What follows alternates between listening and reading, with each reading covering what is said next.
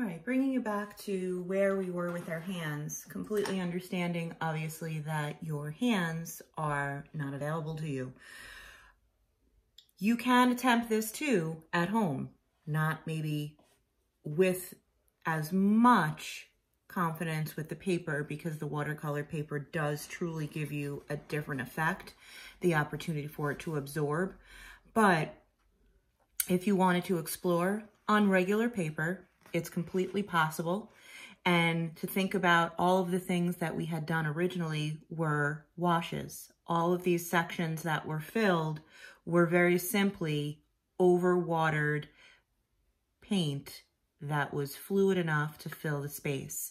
You can kind of see where areas go from light to dark, and that's just due to the amount you might have on your brush. But the technique of washes is all the same. I start here today just because I wanted to show you how now I can start to glaze, which means going on top of my washes. As you can see, there are some areas of my actual painting, especially the location of the hand, as well as the water bottle. And I want to start to bring to light that these things exist without worrying about the fact that my pencil lines don't honestly get as much emphasis after I put the paints on top of them. How we can do that? Glazing. So my first step right now is to take I'm working on my palette with a smaller brush, and I'm going to go over to an area where I might find a color that was once used, for example, the blue, and I'm just going to work inside that space. And I'm now just going to drop in around where the hand is, and I'm going to make that color a little bit more obvious in terms of its darkness. And notice, if you can, and I'm not sure how well my videoing is just yet, but when I drop in the color, it is still loose. It doesn't need to be thick like the paint we were used to using, like tempera paint. This is, again, a watercolor, and it just offers you a little bit more emphasis, and you can see that section now against where my hand lives gives the opportunity of my hand to now be a bit more visible. Again, if there are any opportunities to take away or vacuum up, I can just dry my brush off with my paper towel and lift straight from the surface, and you can actually see the reflection of the light. You will dull the shine on the paper, and this can be achieved if you are using regular paper as opposed to watercolor paper. Other areas in here, you can see at the pointer of my finger, I obviously made my nail very blue, very apparent. I'm going to go back now with just a slight amount of blue on my brush, and I'm going to just work inside the space of the actual finger instead of the space around it. So now I'm going to start to bring light to a little bit more of the form of that drawing that I originally created. And now you can automatically see that it kind of connects. You notice over here, I went very dark with that little section of the finger that you see. Now I can start to play around and consider areas like in here. And I'm going to stay with that blue because I'm just going to locate those spots that live in that blue region. This is something I might try with taking my paper and actually rotating it.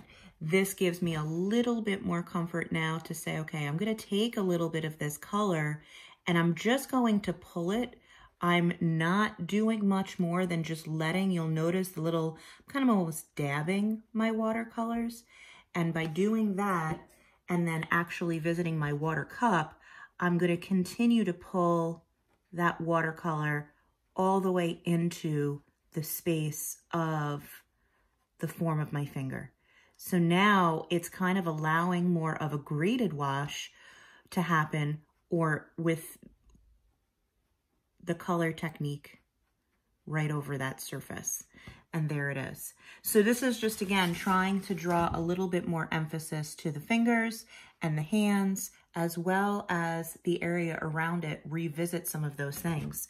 I could now, with another area where blue exists, right here at the mouth of where my hydro flask is, I'm going to revisit some of this. And I can have a little bit of fun with it. This was all blue, very light wash if you can see a little bit closer. And I'm just dropping the color in there, not doing anything fancy. And now I'm gonna pull. I have a little bit of color here. I'm gonna pull. And now I can I have these little circle orb things floating just as add-ons. And if I'm gonna paint right over that one. Whatever, she's gone. But now with a little bit of water, I could rotate again. And I'm just gonna kind of merge these two worlds together. You can kind of see the flow. And because I'm working with a bit of a purpose here, I'm not allowing the paints to actually dry completely. I do want them to just get a little bit of emphasis, but I don't want to overdo. And I'm just going to pull right into this area. I am going to work around that little circular space there. And I can always go back to that circle later. I can revisit that. It's there. We know it's there. So now that's an easy thing. So this has a little bit more contrast to the outside space. You can kind of see how this area and that area slightly different. If it's not the strength you want, give it a chance to dry. Don't overwork it. We always are tempted to go back right into an area that we just painted and keep going. Leave it alone. Travel somewhere else. Rotate your paper. So I'm sharing this with you not because I need you to worry about not having completed this, but because you now have the skills to develop your own personal composition. You can take some time to set the stage of what drawing you'd like to do. You can use the same concept of repetition of pattern. Notice I use that shape, and I think a lot of us in class were trying to get to this place, but that repeated pattern was just so that I can simply paint inside that space and dissect my drawing without worrying about painting exactly inside the areas of my hand.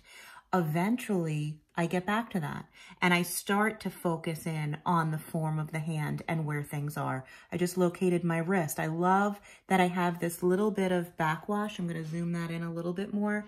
This is some backwash where it kind of led to this like little blob effect.